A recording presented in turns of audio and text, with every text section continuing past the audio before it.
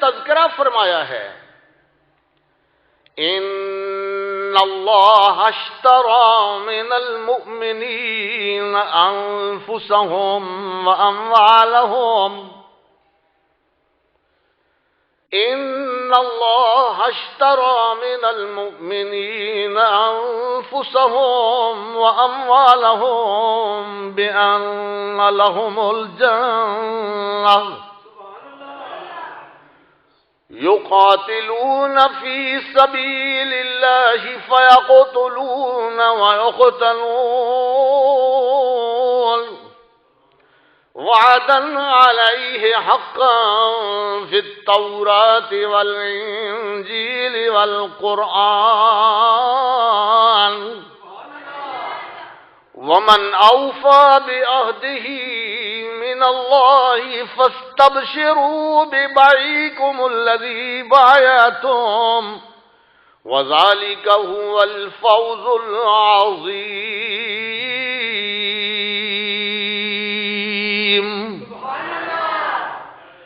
ان اللہ اشتری من المؤمنین،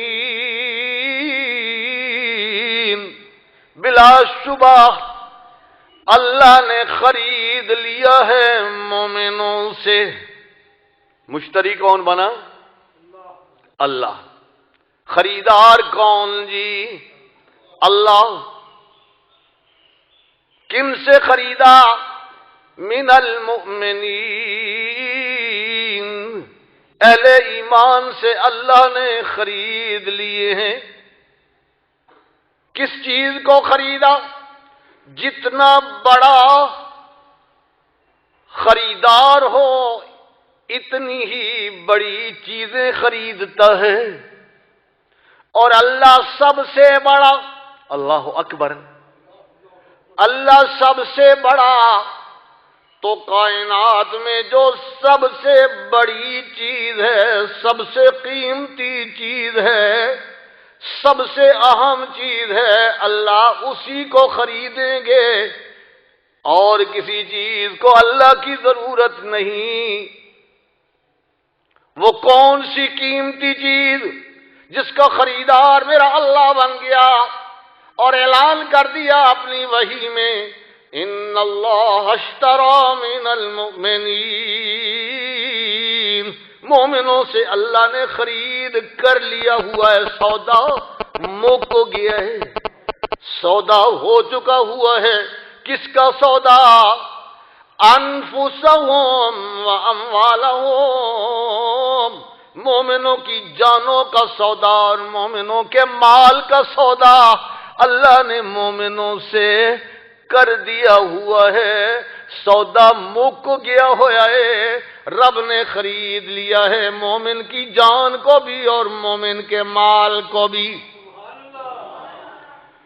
مومن کی جان اتنی بڑی قیمتی، حدیث میں آتا ہے رسول اللہ صلی اللہ علیہ وسلم نے ارشاد فرمایا، میرا اللہ مجبور نہیں ہے، وہ مختار ہے، وہ جبار ہے، وہ قہار ہے، لیکن آپ نے فرمایا صلی اللہ علیہ وسلم، اگر یوں ہو جائے، اللہ فرماتے ہیں یوں ہو جائے کہ ایک طرف ایک مومن بندے کی جان اور دوسری طرف میری ساری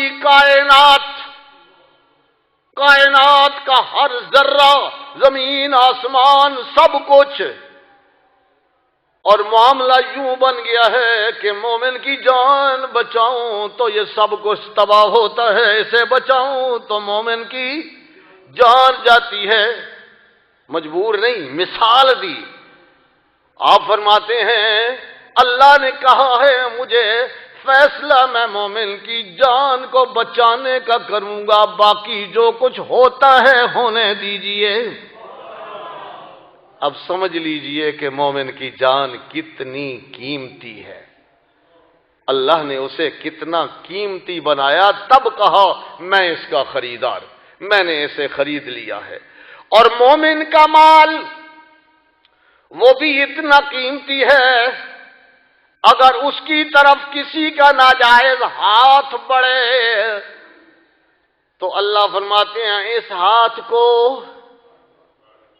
چھوٹا کیا جائے، یہ بڑا ہو گیا ہے نا، اور کسی کے مال کی طرف اٹھ رہا ہے تو اسے کیا کیا جائے؟ اسے کاٹ دیا جائے، اسے چھوٹا کیا جائے۔ یہ لمبا ہاتھ لوگوں کے مالوں کو صاف کرتا ہے تو اسے صاف کر دیا جائے۔ معلوم ہوتا ہے مومن کا مال بھی بڑی قیمتی چیز ہے۔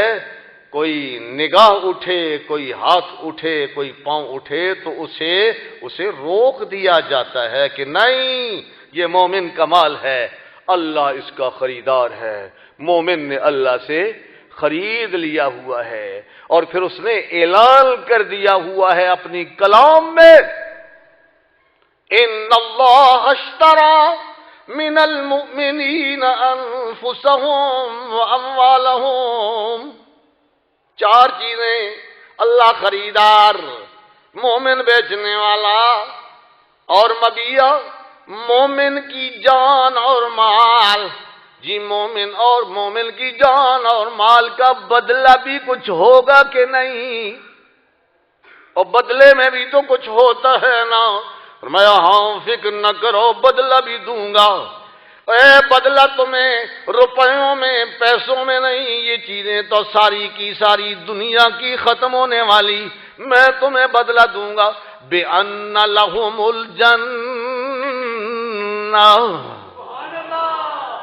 اس کے بدلے میں نے تمہیں جنت عنایت فرما دی۔ اور جنت، ان للجنت مئت درجات، جنت کے 100 درجے ہیں، 100 سٹیپ ہیں، 100 سٹیپ، اور ہر سٹیپ یعنی ہر درجے اور دوسرے درجے کے درمیان اتنا فاصلہ ہے جتنا زمین و آسمان کا فاصلہ، اور 100 درجے جنت کے ان کو کراس کر کے آگے سدرۃ المنتہا، آگے اللہ کا عرش، اس کے اوپر اللہ کا عرش ہے۔ فرمایا یہ جنت میں اس کو دے دوں گا جس نے روحانی تجارت کی۔